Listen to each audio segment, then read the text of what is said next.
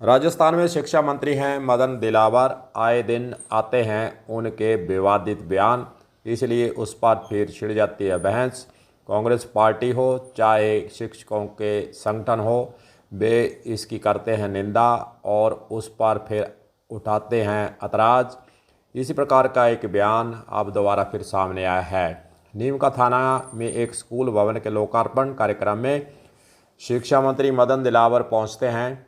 शिक्षकों के पहनावे और अनुशासन को लेकर वे विवादित बयान दे देते हैं।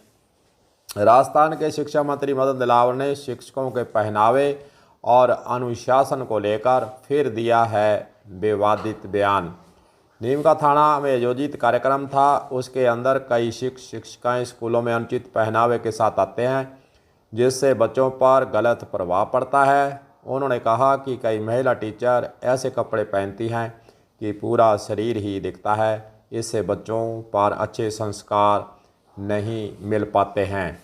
दरअसल शिक्षा मंत्री नीम का थाना के नरसिंहपुरी गांव के उच्च प्राथमिक संस्कृत स्कूल भवन के लोकार्पण कार्यक्रम के अंदर पहुंचे थे। टीचर्स के पहनावे को लेकर उन्होंने विवादित टिप्पणी जब की, उसके बाद फिर राजस्थान के अंदर बवाल खड़ा हो गया। कांग्रेस पार्टी के लीडर भी इसकी निंदा कर रहे हैं, वहीं दूसरी ओर जो शिक्षक संगठन हैं उन्होंने भी इस बयान पर ऐतराज़ हटाया है। शिक्षा मंत्री ने कहना है कि शिक्षकों के कपड़े और आचरण बच्चों पर सीधा असर डालते हैं, इसलिए ज़रूरी है कि वे अपनी जिम्मेदारी समझें और सही प्रकार के कपड़े पहने। मदन दिलावर के इस बयान ने एक नई बहस को जन्म दे दिया है। अब देखना यही है कि इस बयान पर शिक्षक समुदाय के कैसे आगे आंदोलन होना या फिर प्रतिक्रिया देने का सिलसिला जो है वो आगे रहेगा। गुटखा खाने वाले शिक्षकों पर भी उन्होंने निशाना साधा है। शिक्षा मंत्री ने शिक्षकों के गुटखा और तंबाकू खाने पर भी सख्त ऐतराज़ जताते हुए कहा, कई शिक्षक गुटखा खाकर तंबाकू खाते हुए स्कूल आते हैं, यहाँ तक कि कई शिक्षक तंगे खाते हुए स्कूल पहुँचते हैं। बच्चे क्या सोचेंगे कि दारू पीना अच्छा रहता है, गुरुजी भी पीकर आते हैं तो ऐसे करते हैं तो वो शिक्षक नहीं बच्चों के दुश्मन हैं, उनको शिक्षक कहना पाप है। इससे वे बच्चों के लिए गलत उदाहरण प्रस्तुत करते हैं और ऐसे शिक्षकों पर उन्होंने कहा कि सख्त कार्रवाई की आवश्यकता है। वहीं दूसरी ओर मदन दिलावर ने स्पष्ट किया कि स्कूल समय में किसी प्रकार की धार्मिक गतिविधियां जैसे कि पूजा नमाज आदि के लिए स्कूल छोड़ने की अनुमति नहीं दी जाएगी। उन्होंने कहा कि अगर कोई शिक्षक स्कूल में पूजा पाठ या नमाज के नाम पर स्कूल छोड़ता है तो उसके खिलाफ सख्त कार्रवाई की जाएगी। वहीं दूसरी ओर उन्होंने कहा कि शिक्षा के अंदर सुधार करना और शिक्षकों के द्वारा जो गतिविधियां नियमानुसार रखी जाती हैं उसके अंदर बढ़ चढ़कर हिस्सा लेना चाहिए और बच्चों को अच्छी सांस्कृतिक शिक्षा देने का प्रयास करना चाहिए।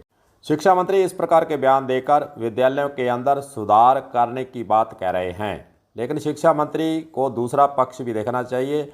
शिक्षकों की जितनी भी समस्याएं हैं उस पर उनका कोई बयान नहीं आता है कि वे उनको कब पूरा करेंगे, सुधार उसमें कब करेंगे। विद्यालयों के अंदर अनेकों प्रकार की कमियां हैं, फर्नीचर की कमी और वहां पर कमरों की कमी, शौचालयों की साफ़ सफाई की व्यवस्था नहीं, सह कर्मचारियों की भर्ती नहीं, सफाई कर्मचारियों की भर्ती नहीं और शिक्षकों को जो सरकार के स्तर से प्रशासन के स्तर से अनेकों ऐसे काम लादे हुए हैं जिसका उनसे कोई सरोकार नहीं है। शिक्षकों का काम है बच्चों को शिक्षा देना, उसके साथ गतिविधियों को संचालित करना।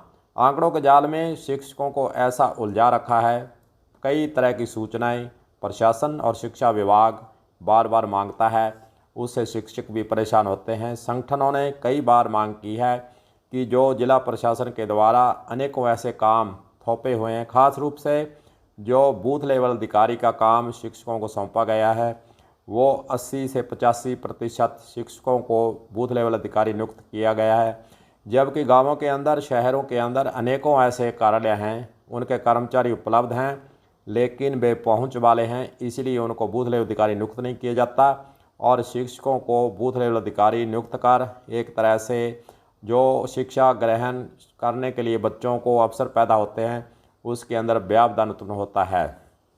वहीं दूसरी ओर कई प्रकार के सर्वे होते हैं, तब भी शिक्षकों की नियुक्ति कर दी जाती है, हालांकि दूसरे कर्मचारी उपलब्ध वहां पर होते हैं। इस प्रकार के जो कार्य है, शिक्षकों को सिर्फ मात्र शिक्षा देने का काम ही देना चाहिए। और इस पर शिक्षा मंत्री चुप क्यों हैं, सबसे बड़ा सवाल ये